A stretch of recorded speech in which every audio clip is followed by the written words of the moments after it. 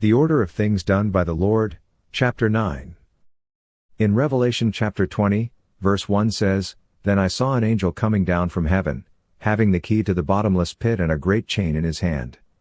Verse 2 says, "He laid hold of the dragon, that serpent of old, who is the devil and Satan, and bound him for 1,000 years, and he cast him into the bottomless pit, and shut him up, and set a seal on him, so that he should deceive the nations no more till the 1,000 years were finished.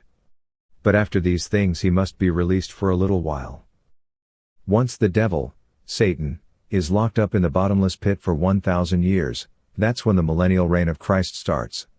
When he renews the earth, according to Romans chapter 8 verse 19, which says, "For the earnest expectation of the creation eagerly waits for the revealing of the sons of God." Verse 20 says that creation was subjected to futility, not willingly, but because of him who subjected it in hope. Verse 21 says that the creation itself will also be delivered from the bondage of corruption into the glorious liberty of the children of God. Verse 22 says, "For we know that the whole creation groans and labors with birth pangs together until now." Verse 23 says, "Not only that, but we also have the first fruits of the Spirit, even we groan within ourselves, eagerly waiting for the adoption, the redemption of our body." Verse 24 says, "For we were saved in this hope, but hope that is seen is not hope, for why does one still hope for what he sees?" Verse 25 says, "But if we hope for what we do not see, we eagerly wait for it with perseverance."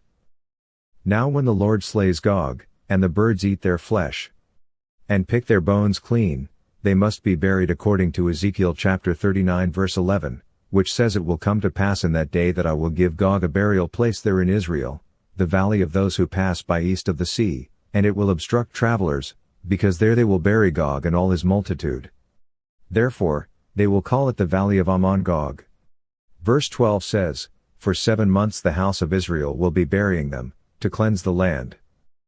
Verse 13 says, "Indeed all the people of the land will be burying, and they will gain renown for it on the day that I am glorified, says the Lord God." Verse 14 says, "They will set apart men regularly employed, with the help of a search party, to pass through the land and bury those bodies remaining on the ground, to cleanse it. At the end of 7 months, they will search."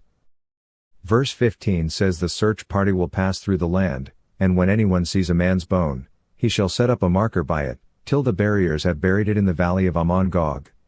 Verse 7 says the name of the city will also be Hamanah. Thus, they shall cleanse the land.